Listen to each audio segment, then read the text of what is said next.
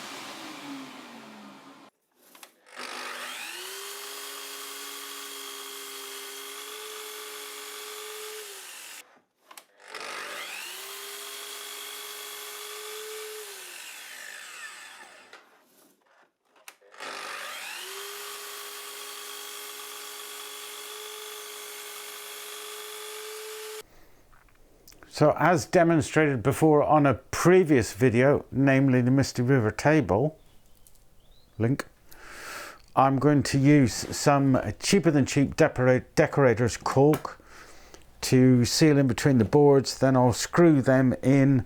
Then I'm going to line it with my barrier tape when I find it, and then I'll clamp the board down.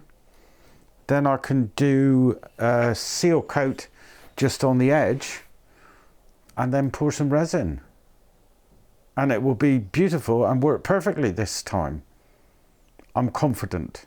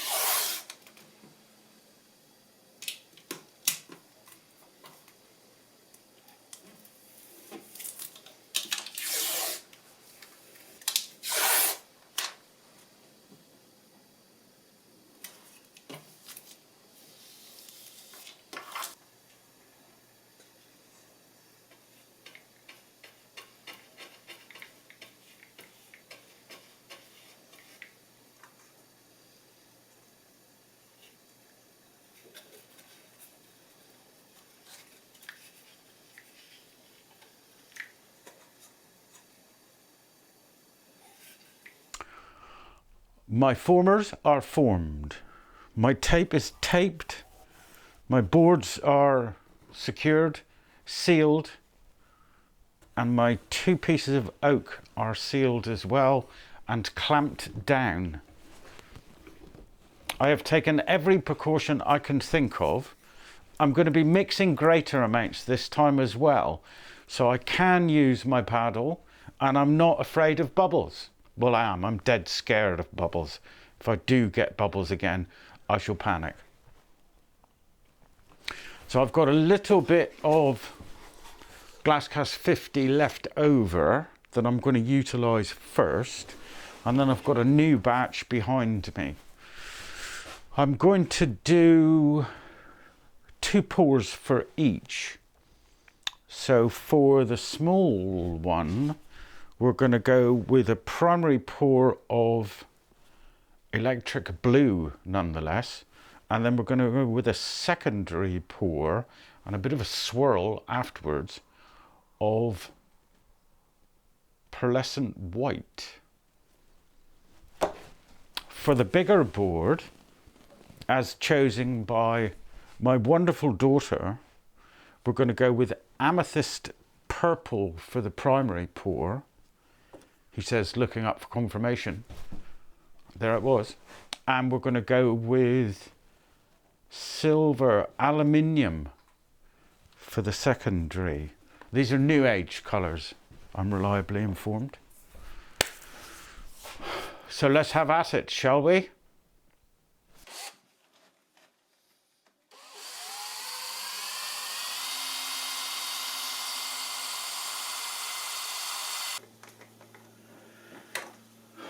Look at all the bubbles. Here's the blue. That is quite the blue, isn't it? And I want quite a striking blue.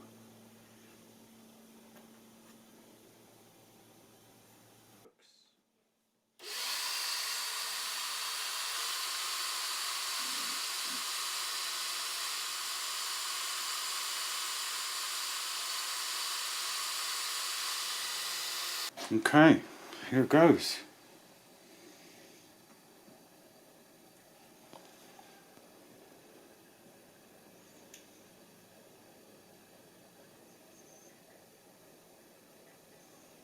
I'd say we have grossly underestimated what's required. So it's got to seep around everywhere, yeah?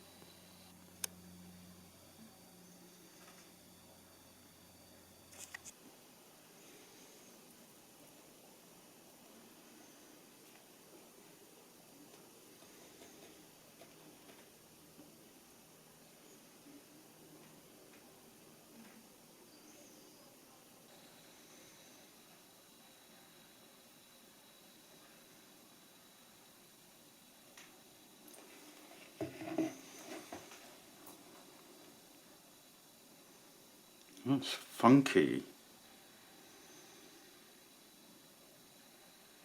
As I've got a little bit too much silver, I'm not going to waste it, and I'm going to go with a silver on blue as opposed to the white. And see what happens.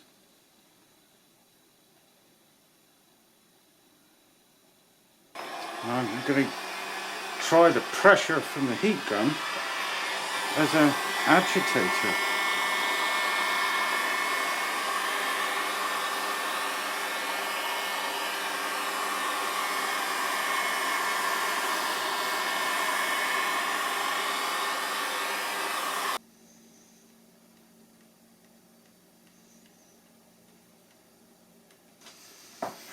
And now we wait patiently. It's been 7 hours and 15 days. It hasn't actually, it's been about 3 days since I poured my resin. And it certainly looks to me as if it's stuck like a poo to a blanket. So let's see if we can pop them out, shall we? Oh, faithful. That's not going to be pretty. Wow, that's not pretty. This is Nigel, by the way. So if you've seen my Misty River table video, link, you'll know that I discovered if you're careful and you take light passes, you can use an electric plane to trim up the sides. So I wondered whether I could use my planer thicknesser to flatten the bottoms.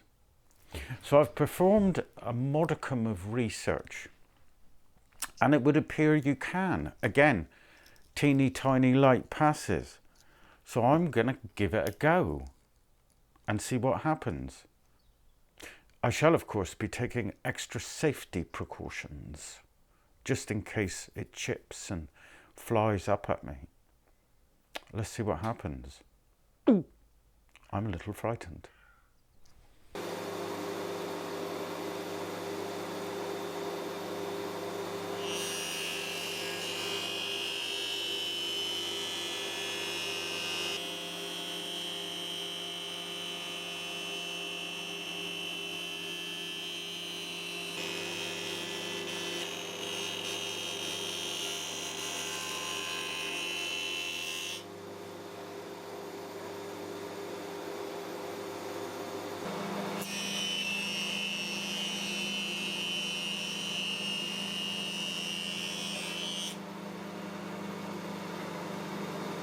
The finish from the planer is really very good. Very, very good. I have these little, can't really call them chippings, can you? Off of it, absolutely everywhere, and they stick to everything. Static, I suppose. Going to be a nuisance to clean. Now we're off to the sanding station, the multifunction sanding station that was featured in a superb video. If you've not seen, your life is incomplete. Link.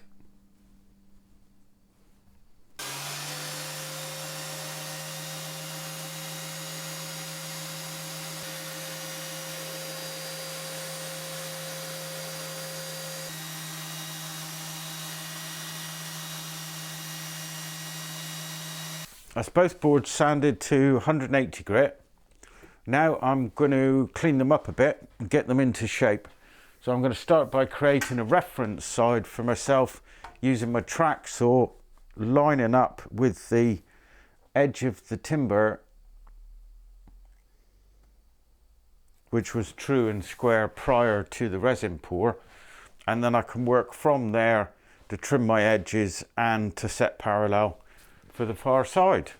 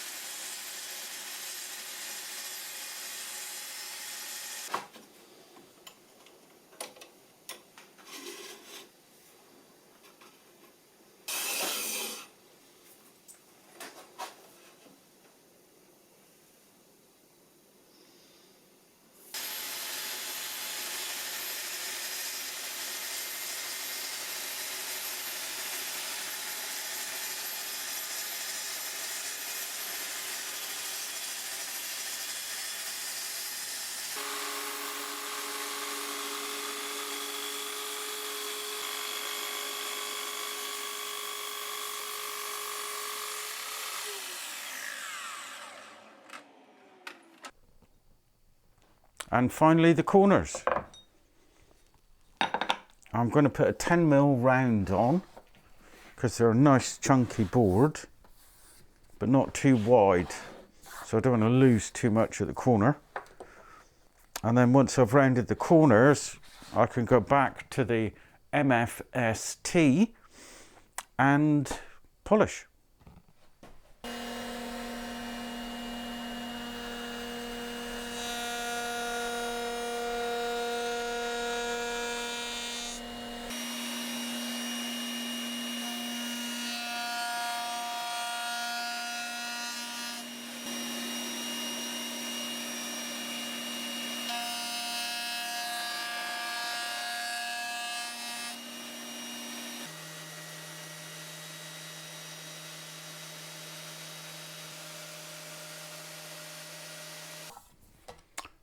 I've sanded both boards to 1000 grit. The resultant effect of that is that this edge is like a damn razor. And this won't come to that. So I'm going to attempt to put a small, teeny tiny round over just to take that edge off. I've installed a brand new shiny router bit from Infinity Tools. Good bits, I'll put a link below. If this works, then I'll finish with 1500 grit, and then I have some new products. What I have done purchased. I have, and these all come from the Glasscast people, Pabby Boat Composites. That's a great name, isn't it? Cutting compound and a polishing compound to use thereafter. Let's see how it goes. Stay tuned, don't go away.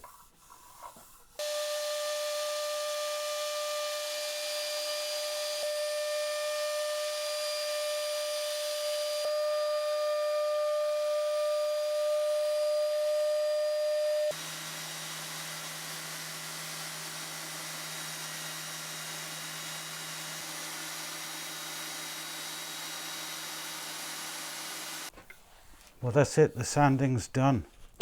And it's now time to try out these two new products, as mentioned. Now this cutting compound, actually both products say that they can be used by hand or on a machine.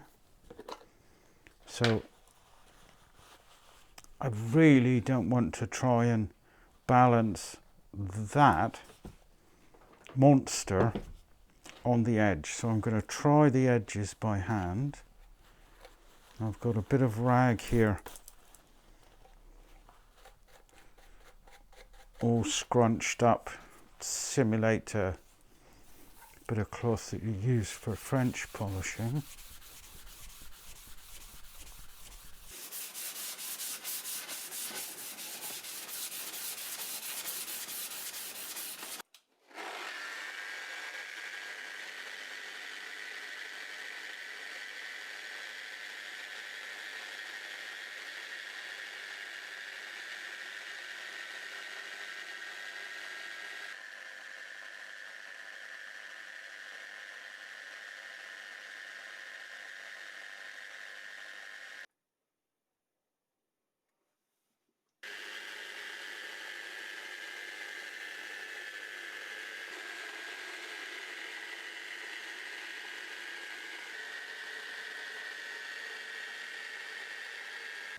Many hours of sanding and polishing later, and here I am with the finished product. And even though I know self-praise is no praise, I'm extremely pleased with me. A cat with two tails. You thought I was going to be rude. They're beautiful. Absolutely beautiful. As smooth as a witch's smooth thing could be. I'm not sure who's going to get these for Christmas yet, but some lucky person is, that's for sure. I think the amount of work involved in these completely negates the possibility of them becoming a product that you could sell unless you could really automate the process. Huge disruption in the workshop, and all those messy, awful little bits floating everywhere that stick to absolutely everything. Yucko. But the finished product is astounding. And I've still a couple more resin projects in mind to have a go at and to share with you. With all that said, I think I'll draw this video to a close. I do hope you've enjoyed my antics in the workshop. Maybe I should have said antiques and put a question below. Did anybody spot the mistake? I've certainly had great fun making these too. If you did enjoy it, click subscribe. And I'll see you next time. Thanks for watching. Ta-ra.